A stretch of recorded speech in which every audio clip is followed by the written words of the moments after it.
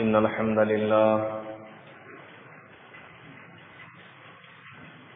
نحمده ونستعينه ونستغفره ونعوذ بالله من شرور أنفسنا ومن سيئات أعمالنا من يهده الله فلا مضل له ومن يضلل فلا هادي له وأشهد أن لا إله إلا الله وحده لا شريك له وأشهد أن محمدا عبده ورسوله يا أيها الذين آمنوا اتقوا الله حق تقاته ولا تموتن إلا وأنتم مسلمون يا أيها الناس اتقوا ربكم الذي خلقكم من نفس واحدة وخلق منها زوجها وبث منهما رجالا كثيرا ونساء واتقوا الله الذي تساءلون به والأرحام إن الله كان عليكم رقيبا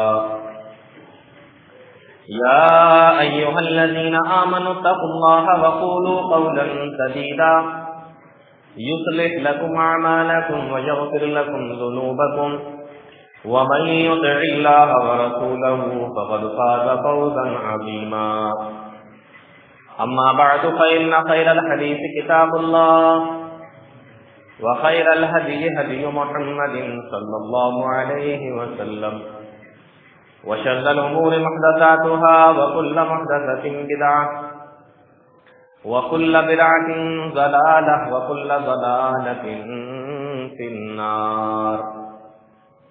أعوذ بالله السميع العليم من الشيطان الرجيم. بسم الله الرحمن الرحيم.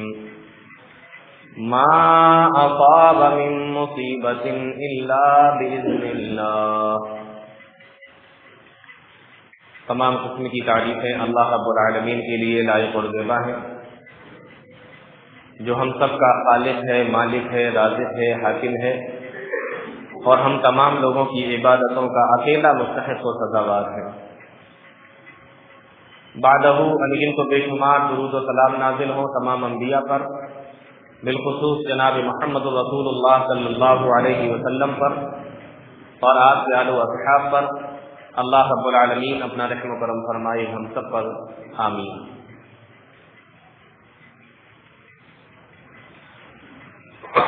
خطبہ جمعہ میں جس موضوع پر چند باتیں آپ لوگوں کے سامنے رکھیں گے، بڑی عام سی باتیں ہیں، ہمیشہ ہماری آنکھوں کے سامنے، نظروں کے سامنے آتی رہتی ہیں۔ یہ الگ بات ہے کہ کسی نے اس پر دھیان دیا اور کسی نے اس پر دھیان نہیں دیا۔ دنیا کے اندر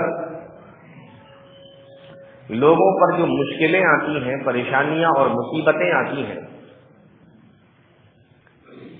اس کی کئی وجہیں ہوتی ہیں، اس کی کئی شکلیں ہوتی ہیں، اس کے ریزن ہوتے ہیں، اس کے اسباب ہوتے ہیں کہ یہ آدمی پریشانی میں مبتلا کیوں ہے۔ اب وہ سارے بتانے کا تو ٹائم ہے نہیں کہ مصیبتیں آنے کی وجہیں کون کون سی ہو سکتی ہیں۔ اس میں سے ایک چیز پر صرف آج بات کریں گے،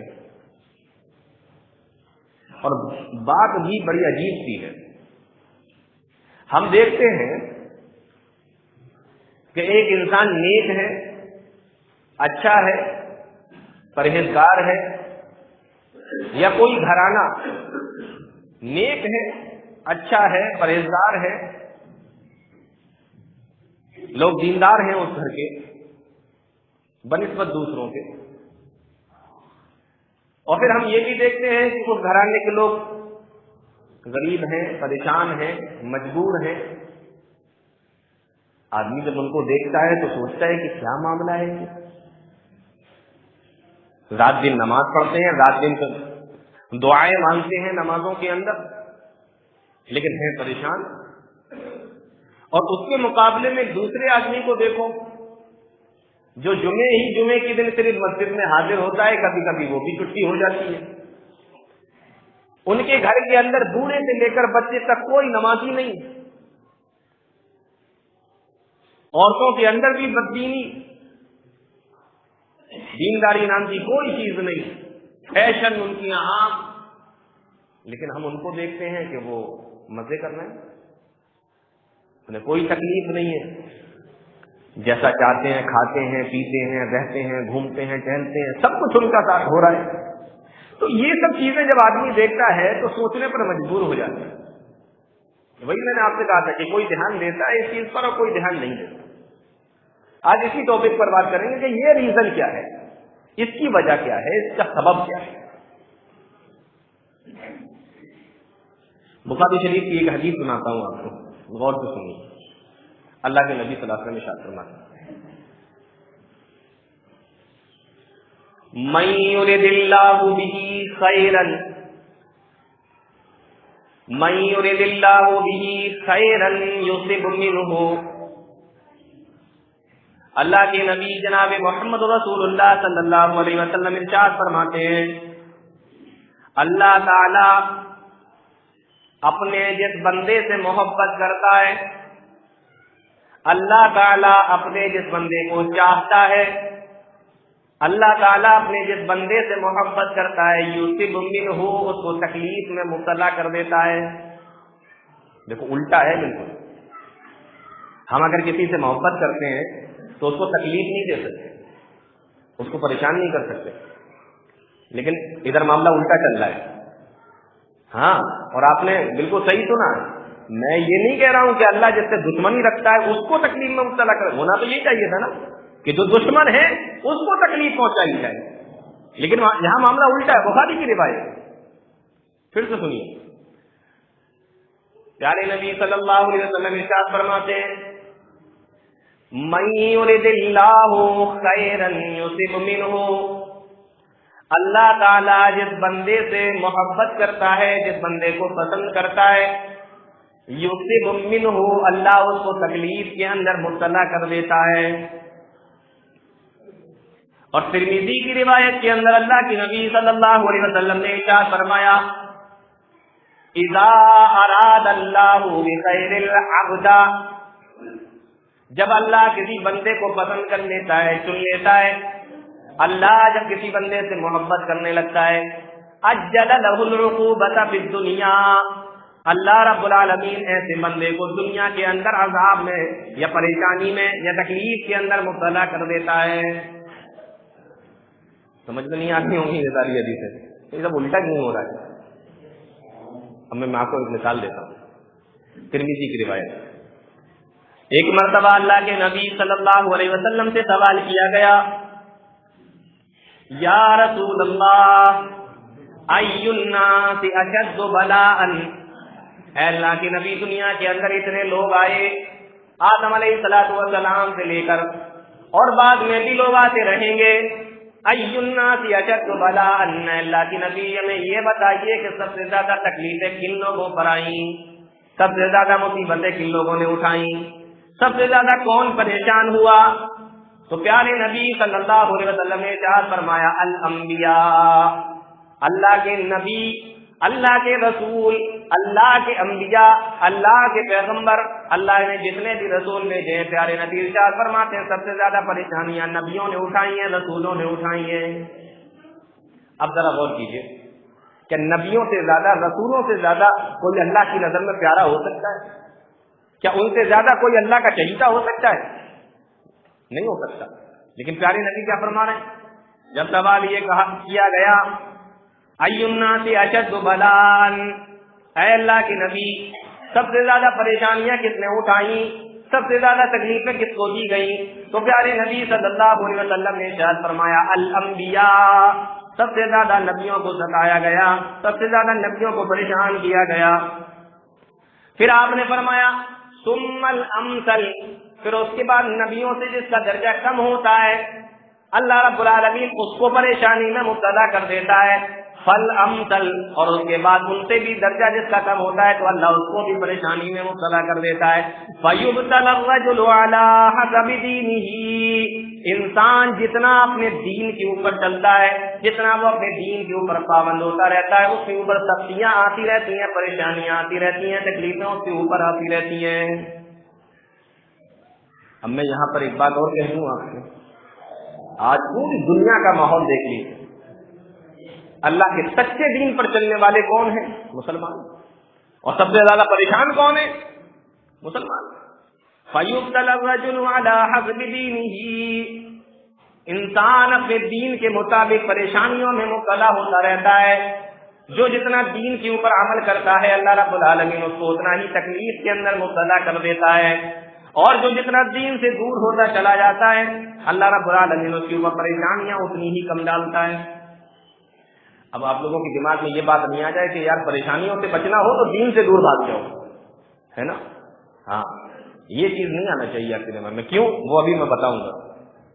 ایک اور حدیث سنیے، اللہ کے نبی صلی اللہ علیہ وسلم ارشاد فرماتے ہیں، ان اللہ تعالی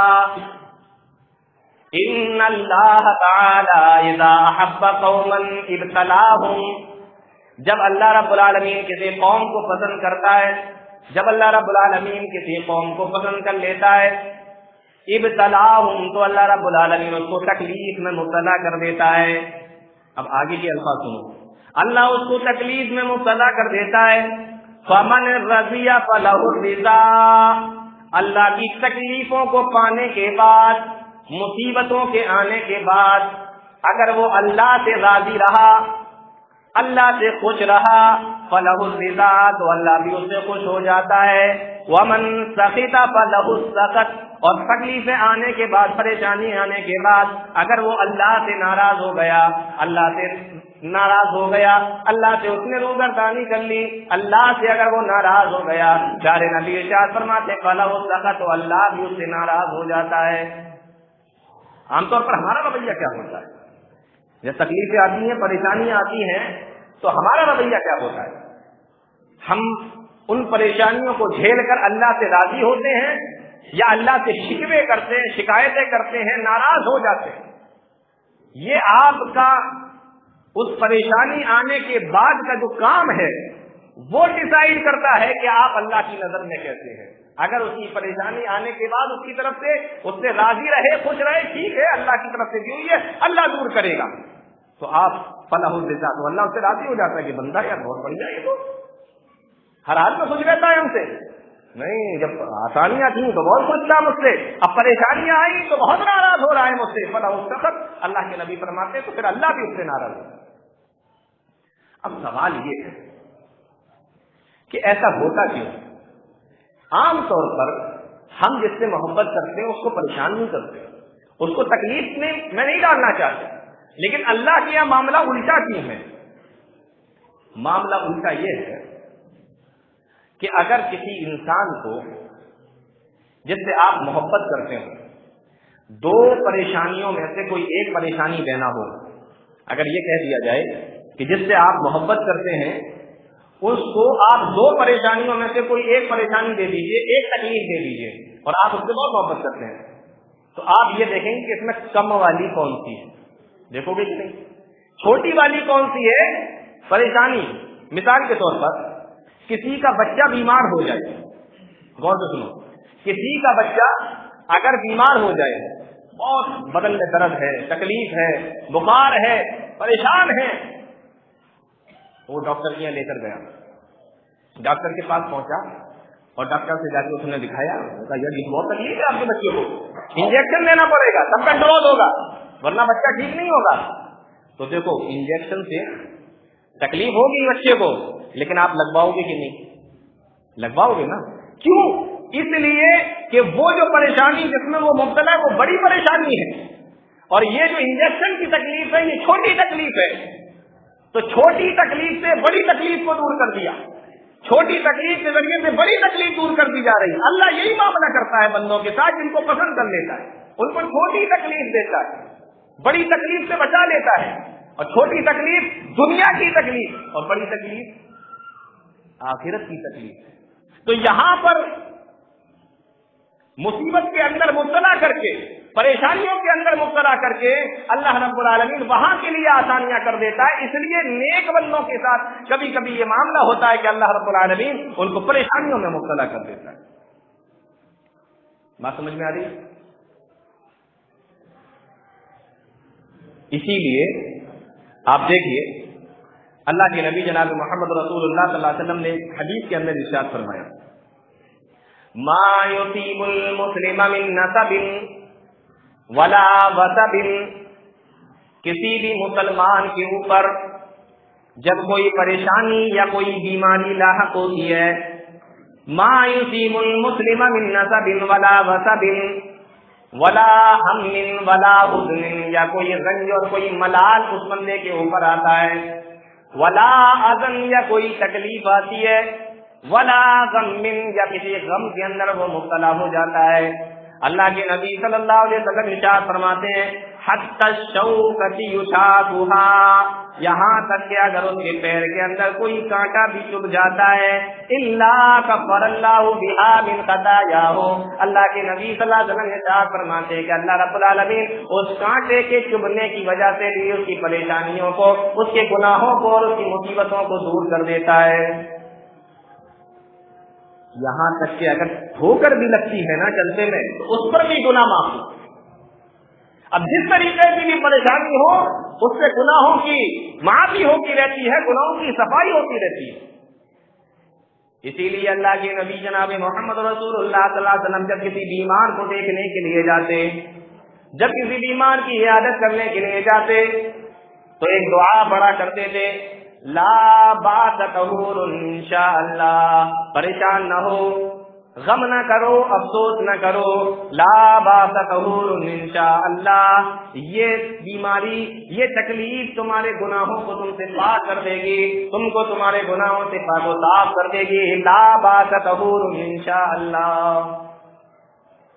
تو اللہ تعالی اپنے نیک بندوں کو یہاں دنیا کے اندر جو پریشان دھیمے دھیمے تکلیفیں اور مصیبتیں دیتا رہتا ہے، اس کی وجہ یہ ہوتی ہے کہ وہ بندہ گناہوں سے پاک ہوتا رہتا ہے، صاف ہوتا رہتا ہے، اس کے گناہ ختم ہوتے ہیں.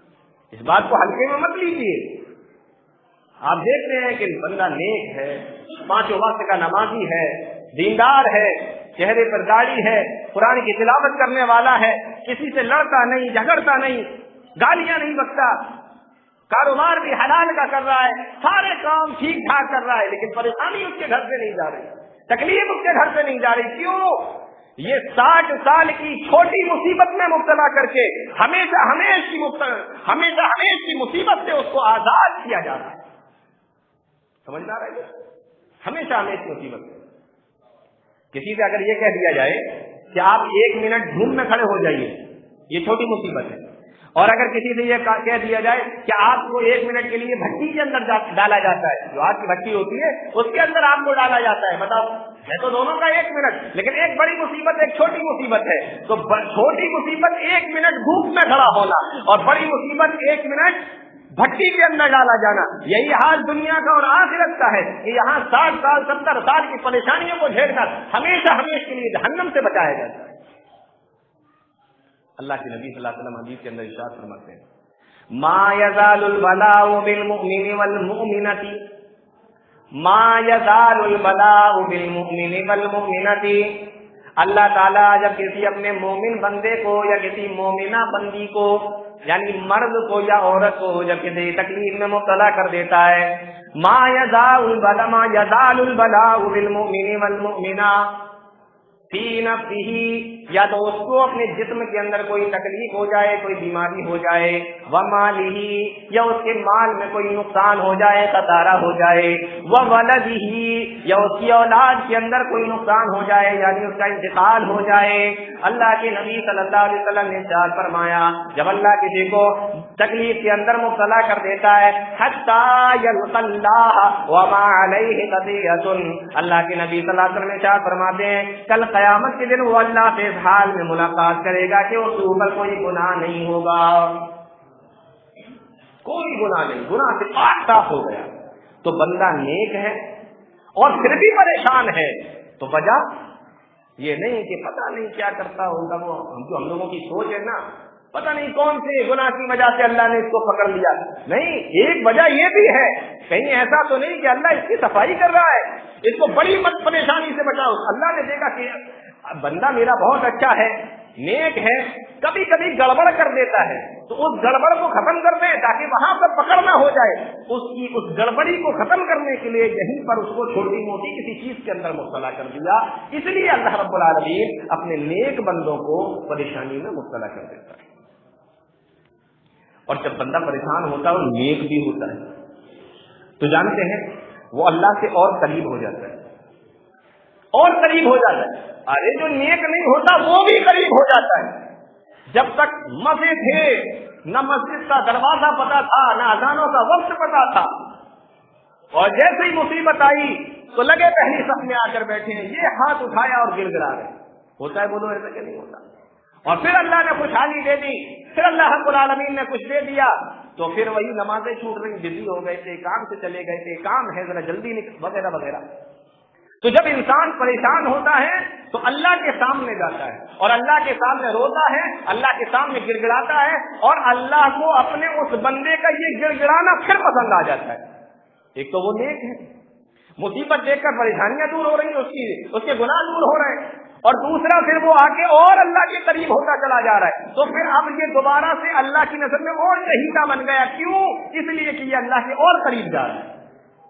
اللہ کے سامنے بیٹھا ہے، ہاتھ پھیلائے ہوا ہے، دعا کر رہا ہے، لا ملجا ولا منجا منک الا الیک. اے اللہ کوئی پناہ گاہ نہیں ہے، کوئی ٹھکانہ نہیں ہے، لا منجا ولا منجا منک الا الیک، لیکن تیرے در کے علاوہ نہ تو کوئی پناہ گاہ ہے، نہ کوئی ٹھکانہ ہے، نہ کوئی مصیبتوں کو اور پریشانیوں کو دور کرنے والا ہے. اللہ کے نبی صلی اللہ علیہ وسلم ارشاد فرماتے ہیں، اللہ رب العالمین اپنے اس بندے سے اتنا خوش ہوتا ہے، پیارے نبی نے ارشاد فرمایا، صحیح بخاری کی روایت ہے، ينزل ربنا تبارک و تعالی فی کل لیلۃ الى السماء الدنیا. اللہ رب العالمین ہر رات آسمانی دنیا پر آتا ہے. آسمانی دنیا جانتے ہیں؟ پہلے آسمان کو حدیثوں کے اندر آسمانی دنیا کہا جاتا ہے کیونکہ یہ دنیا سے دکھتا ہے. پہلا آسمان دنیا سے دکھتا ہے، اس لیے اس کو آسمانی دنیا کہا جاتا ہے حدیثوں کے اندر. اللہ رب العالمین 7ویں آسمان پر عرش ہے، اس عرش پر مستوی ہے. بہت سارے لوگ کہتے ہیں عرش پر بیٹھا ہے، بیٹھا نہیں، مستوی ہے. مستوی کا مطلب ہے کہ اس عرش پر ہے. وہ کیسے ہے مجھے نہیں پتا، بیٹھا ہے، لیٹا ہے، کھڑا ہے، نہیں پتا. بیٹھنے کا لفظ کہیں نہیں آیا قرآن و حدیث کے اندر، مستوی کا لفظ آیا. مستوی کا مطلب عرش پر ہے، کیسے ہے نہیں معلوم. وہ سمجھ میں آ رہا ہے کہ نہیں؟ ہاں، تو بہت سارے کہتے ہیں عرش پر بیٹھا ہے. بیٹھے کا کیا مطلب ہوتا ہے بھائی؟ تو عرش پر مستوی ہے، پہلا آسمان، جس کو آسمانی دنیا کہا جاتا ہے. اچھا، اللہ کے نبی صلی اللہ علیہ وسلم ارشاد فرماتے ہیں، ينزل ربنا تبارک و تعالی فی کل لیلۃ الی السماء الدنیا. اللہ رب العالمین ہر رات آسمانی دنیا پر آ جاتا ہے. عرش پر مستوی ہے، لیکن رات جب ہوتی ہے تو آسمانی دنیا پر آتا ہے، یعنی پہلے آسمان پر آ جاتا ہے. کب آتا ہے؟ حین یبقی ثلث اللیل الآخر، جب رات کا تیسرا حصہ چلتا ہے. ایک رات کے 3 حصے کر دو، اس میں سے 2 حصے پہلے والے نکال دو، تیسرا والا حصہ جو فجر کی اذان کے قریب ہوتا ہے 1-1.5 گھنٹہ پہلے سے اگر وہ وقت لگا لو تو یہ رات کا جو آخری حصہ بچتا ہے. اللہ کے نبی صلی اللہ علیہ وسلم ارشاد فرماتے ہیں، حین یبقی ثلث اللیل الآخر، جب رات کا آخری حصہ ہوتا ہے اللہ پہلے آسمان پر آ جاتا ہے. فیقول، اور اللہ وہاں سے آواز لگاتا ہے، من یدعونی فاستجیب لہ، کون ہے مجھے پکارنے والا، کون ہے مجھ سے دعائیں کرنے والا، کون ہے میرے سامنے اپنی جھولیوں کو پھیلانے والا، کون ہے مجھ سے دعاؤں کا مانگنے والا. فاستجیب لہ، آؤ میں تو ہوں ہی اس لیے تاکہ میں تمہاری دعاؤں کو قبول کر لوں، میں تمہاری دعاؤں کو سن لوں، میں تمہاری دعاؤں کو پورا کر دوں. باقی سارے ٹائم میں ہم کہتے ہیں اللہ سے، اللہ میری دعا قبول کر، اور وہ ٹائم ایسا ہوتا ہے کہ اللہ کہتا ہے میں قبول کر رہا ہوں، تو مانگ تو مجھ سے. اتنا بہترین ٹائم ہے وہ. لیکن افسوس کی بات تو یہ ہے شاید پورے محلے کے اندر چند لوگ ایسے نکل آئے کہ اس وقت اٹھ کر وہ نماز پڑھتے ہوں، تہجد پڑھتے ہوں اور اللہ رب العالمین سے دعائیں کرتے ہوں. سب کا ایک جیسا حال ہے. اس میں بھی شامل ہوں، آپ بھی شامل ہیں، کوئی الگ نہیں ہو. جو عوام کا حال ہے وہی علماء کا حال ہے. سب ایک جیسے. آنکھیں کھلتی ہیں 7 بج رہے ہیں، 8 بج رہے ہیں، 9 بج رہے ہیں، کبھی کبھار فجر میں بھی کھل رہی، لیکن کبھی یہ نصیب نہیں ہوا کہ چلو نماز پڑھ لی جائے. راتیں لمبی لمبی ہیں، 3 بجے آنکھ کھل گئی، 4 بجے آنکھ کھل گئی، باہر بیٹھے ہوئے باتیں کر رہے ہیں. آج رات میں آنکھ کھل گئی، پھر نیند ہی نہیں آئی، کروٹیں بدلتے رہے، نیند ہی نہیں آئی. اللہ کے بندو، اللہ کی بندیوں، اگر کبھی ایسے موقع پہ آنکھ کھل جائے، اس موقع کو غنیمت جانو، وضو بناؤ، مصلی بچھاؤ اور تہجد کی نماز پڑھو، اللہ رب العالمین سے دعائیں مانگو. اس وقت کو کام میں لاؤ، دعائیں مانگو اللہ سے. تو اللہ تعالیٰ کیا کہتا ہے؟ من یدعونی فاستجیب لہ، کون ہے مجھ سے مانگنے والا میں اس کی دعا کو سنوں. اور پھر اللہ رب العالمین فرماتا ہے من یسألنی فأعطیہ، کون ہے مجھ سے سوال کرنے والا میں اس کو دے دوں، مجھ سے جو وہ مانگ رہا ہے میں اس کو دے دوں. من یسألنی فأعطیہ، من یستغفرنی فأغفر لہ، اور کون ہے مجھ سے اپنے گناہوں کی مغفرت کرانے والا، کون ہے مجھ سے بخشش کی دعائیں کرنے والا، میں اس کو معاف کر دوں، اس کے گناہوں کو پاک صاف کر دوں اور اس کی مغفرت فرما دوں. کب تک؟ جب تک فجر کی اذان کا ٹائم نہیں ہوتا. فجر کی اذان کا ٹائم ہوا پھر وہ وقت ختم ہو جاتا ہے. اب یہاں پر میں ایک بات اور کہنا چاہوں گا، اس کو بھی غور سے سنو. مان لو ایک مصیبت زدہ آدمی، اللہ رب العالمین اس مصیبت کی وجہ سے اس کے گناہ کو پاک کر رہا ہے، اس کے گناہ کو دھو رہا ہے اور دنیا کی مصیبت دیکھ کر آخرت کی مصیبت سے بچانا چاہ رہا ہے. پھر اللہ نے اس کو یہ توفیق بھی دی کہ وہ اللہ سے اور قریب ہو گیا اور تہجد میں اور باقی دوسری نمازوں میں وہ اللہ سے دعائیں بھی کرنے لگا. لیکن کبھی کبھی وہ دیکھتا ہے کہ میری دعا قبول نہیں ہو رہی، میں کب سے دعا کر رہا ہوں، میں کب سے مانگ رہا ہوں، لیکن دعا قبول نہیں ہو رہی ہے. اس کے لیے ایک حدیث سنیے، ترمذی کی روایت. اللہ کے نبی صلی اللہ علیہ وسلم ارشاد فرماتے ہیں ما من مسلم یدعو بدعوۃ، کوئی بھی مسلمان جب اللہ سے دعا کرتا ہے لیس فیہا اثم ولا قطیعۃ رحم، لیکن اس گناہ کے اندر کوئی ناجائز چیز نہیں مانگتا یا اس گناہ کے اندر کوئی گناہ والی، اس دعا کے اندر کوئی گناہ والی چیز نہیں مانگتا. دعا کر رہا ہے لیکن گناہ والی، اب جان لی آپ دعا مانگ رہے ہو، کہہ رہے ہیں اللہ مجھے نبی بنا دے، تو یہ تھوڑی قبول ہوگی آپ کی دعا. جائز دعائیں مانگیے.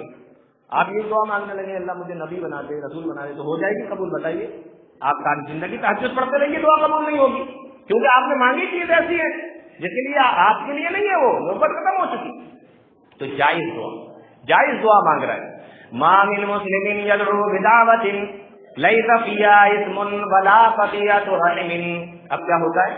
الا آتاہ اللہ بہا احدی ثلاث، اللہ رب العالمین جب اس کی دعا کو سنتا ہے تو 3 چیزوں میں سے کوئی ایک چیز اس کو عطا کر دیتا ہے. اما ان تعجل لہ دعوتہ، کبھی کبھی تو ایسا ہوتا ہے کہ اس نے جو مانگا ہے اللہ اس کو دے دیتا ہے. وَإِمَّا أَن يَدَّخِرَ لَهَا وَإِمَّا أَن يَدَّخِرَهَا لَهُ فِي الْآخِرَةِ، اور کبھی کبھی اللہ رب العالمین ایسا کرتا ہے کہ اس دعا کو ایسے ہی نام اعمال کے اندر رکھ دیا جاتا ہے اور آخرت کے لیے اس کو خزانہ بنا دیتا ہے، آخرت کے لیے اس کو اکٹھا کر دیتا ہے. 2 باتیں. پہلی چیز دے دیتا ہے. اللہ نے دیکھا اچھا مانگ رہا ہے چلو دے دو. کبھی کبھی اللہ تعالیٰ دیتا نہیں. کیوں نہیں دیتا؟ مثال کے طور پر کوئی چھوٹا سا بچہ آپ سے کہے کہ مجھے کار دلائیے، آپ کا چھوٹا سا بچہ آپ سے کہے کہ مجھے بائک دلائیے، گاڑی دلائیے، آپ کو معلوم ہے کہ ابھی میں اس کے کہنے سے دلوا تو دوں گا، میں اس کا باپ ہوں، طاقت رکھتا ہوں، دلا سکتا ہوں، لیکن یہ ٹھوک دے گا، ایکسیڈنٹ ہو جائے گا. تو اللہ کو معلوم ہے کہ یہ بندہ مجھ سے مانگ رہا ہے، یہ ہے اس لائق کہ نہیں، اپنی زندگی برباد نہ کر لے، آخرت برباد نہ کر لے، تو نہیں دیتا. کبھی کبھی دیکھتا ہے کہ ہاں ہے اس لائق، چلو دے دیا جائے تو دے دیتا ہے. وَإِمَّا أَن يَدَّخِرَهَا، جو نہیں دیتا اس کو ذخیرہ بنا دیتا ہے. اللہ رب العالمین اس کو آخرت کے لیے ذخیرہ بنا دیتا ہے۔ جب نامہ اعمال کے اندر نیکیاں کم پڑ جائیں گی تو وہی دعائیں اٹھا کر رکھ دی جائیں گی۔ جب بندہ دیکھے گا پروردگار یہ نیکیاں کہاں سے آئی، کہا یہ نیکیاں نہیں، تیری یہ وہ دعائیں جو میں نے قبول نہیں کی تھی اور تو مجھ سے لگاتار مانگتا تھا۔ بندہ ان نیکیوں کو دیکھے گا تو امید اور یہ کہے گا اے کاش دنیا کے اندر میری کوئی دعا قبول ہی نہ کی گئی ہوتی، ساری کی ساری مجھے یہیں پر ملتی۔ کتنا خطرناک دن ہے وہ، تو دو چیزیں، یا تو مل گئی یا خزانہ بنا دیا گیا۔ تیسری چیز اللہ کی نبی صلی اللہ علیہ وسلم فرماتے ہیں وَإِمَّا أَن يَصْرِفَ عَنْهُ مِنَ السُّوءِ مِثْلَهَا، یا اللہ رب العالمین دعا کرنے کی وجہ سے اس کے اوپر کوئی دوسری مصیبت آنے والی ہوتی ہے تو یہ دعا جا کے اس مصیبت کو روک لیتی ہے۔ تو یہ دعا کا معاملہ ہوتا ہے، مومن کبھی بھی فائدے سے خالی نہیں ہوتا۔ انسان کہہ رہا ہے یار ہماری تکلیفیں دور نہیں ہو رہی، آپ کی دور نہیں ہو رہی، تو آنے والی تھی اس سے آپ بچا لیے گئے، تو دعا کا 3 فائدہ۔ اب ایک آخری بات، نیک بندہ اس پر جب مصیبتیں آتی ہیں اللہ اس کو گناہوں سے پاک کرتا ہے، چھوٹی مصیبت دے کر بڑی مصیبت یعنی آخرت کے عذاب سے بچا لیتا ہے اور اس کو اپنا قریب کر لیتا ہے۔ اب لاسٹ کے بعد جو میں آپ کو بتا رہا ہوں، کبھی کبھی ہم دیکھتے ہیں کہ انسان دیندار بھی نہیں ہے، اللہ رب العالمین کا باغی ہے، گنہگار ہے، اور بڑے مزے کر رہا ہے۔ اس کا معاملہ کیا ہے؟ حدیث کے اندر اذا رأيت اللہ یؤتی العبد من الدنیا علی معاصیہ ما یحب، جب تم کسی ایسے بندے کو دیکھو جو اللہ کا نافرمان ہے لیکن بڑے مزے سے رہتا ہے، اللہ کا نافرمان ہے لیکن اسے کوئی تکلیف نہیں ہے، اللہ کے نبی صلی اللہ علیہ وسلم نے ارشاد فرمایا تو دل میں یہ خیال نہ کر لینا کہ اللہ رب العالمین کو یہ بندہ بڑا پسند ہے، اس وجہ سے اس کو اتنی نعمتیں مل رہی ہیں۔ پیارے نبی صلی اللہ علیہ وسلم نے ارشاد فرمایا انما هو استدراج، یہ اللہ رب العالمین کی طرف سے اس کو ڈھیل ملی ہوئی ہے، یہ اللہ نے اس کو ڈھیل دے رکھی ہے۔ وَإِذَا أَرَادَ اللَّهُ بِخَيْرِ الْعَبْدِ بِخَيْرِ الشَّرِّ بِخَيْرِ الْعَبْدِ وَإِذَا أَرَادَ اللَّهُ بالشر، اور جب اللہ رب العالمین کسی بندے کو اس کے گناہوں کی وجہ سے پکڑنا چاہتا ہے حتی یوافی بہ یوم القیامہ، اس کو قیامت تک ڈھیل دے دیتا ہے، اور پھر جب اللہ رب العالمین اس کو پکڑے گا قیامت کے دن تو پھر سب سے حساب لیا جائے گا۔ بات سمجھ میں آئی؟ دونوں سکے کے رخ سمجھ میں آ گئے؟ اب ایک مثال اور بات ختم۔ آپ نے پنجرا دیکھا ہے؟ پنجرے کے اندر ہم لوگ طوطا پالتے ہیں، اور پنجرا یہی قسم کا ہوتا ہے، اس کے اندر ہم لوگ کیا پکڑتے ہیں؟ چوہا پکڑتے ہیں، ٹھیک ہے نا؟ جس پنجرے کے اندر طوطا ہوتا ہے اس میں بھی کھانا رکھتے ہیں، اور جس پنجرے سے ہمیں چوہا پکڑنا ہوتا ہے، چوہیا پکڑنا ہوتی ہے، اس پنجرے کے اندر بھی کھانا رکھتے ہیں۔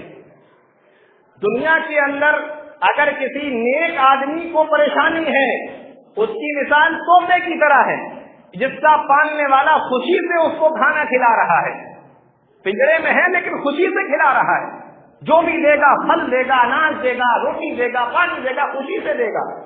لیکن کھانا تو چوہے والے دل میں اس نے پنجرے میں بھی لگایا، لیکن اس کے لگانے کا اور رکھنے کا منشا کیا ہوتا ہے یہ آپ مجھے بتائیے کہ آؤ کھاؤ اور اس کے بعد دیکھو میں تمہاری کیا حالت کرتا ہوں۔ اور گھروں کے اندر جب وہ چوہے پکڑے جاتے ہیں چوہے دانی کے اندر اور اس پنجرے کے اندر، پھر بچے ان کی کیا حالت کرتے ہیں اور بڑے اس کی کیا حالت کرتے ہیں۔ یہی بالکل مثال ہے ان لوگوں کی طرح، ان لوگوں کی جو نیک آدمی ہیں اور پریشان ہیں، اور جو بہت بے دین ہیں، گمراہ ہیں، گنہگار ہیں اور بہت آرام سے رہنا، ان کی مثال طوطے کی اور چوہے کی ہے۔ تو بات سمجھ میں آئی؟ دنیا کے اندر اللہ رب العالمین کبھی کبھی اپنے نیک بندوں کو اس لیے پریشانی میں مبتلا کر دیتا ہے تاکہ یہ بندے جب ہمارے پاس میں آئیں تو پورے طریقے سے گناہوں سے پاک صاف ہو کر آئیں۔ اللہ تعالی ہم تمام لوگوں کو نیک عمل کی توفیق عطا فرمائے، قرآن حدیث کو سمجھنے کی، اس پر چلنے کی توفیق عطا فرمائے، آمین تقبل یا رب العالمین۔ اقول قولی ھذا استغفر اللہ لی ولکم ولسائر المسلمین فاستغفروہ انہ هو الغفور الرحیم۔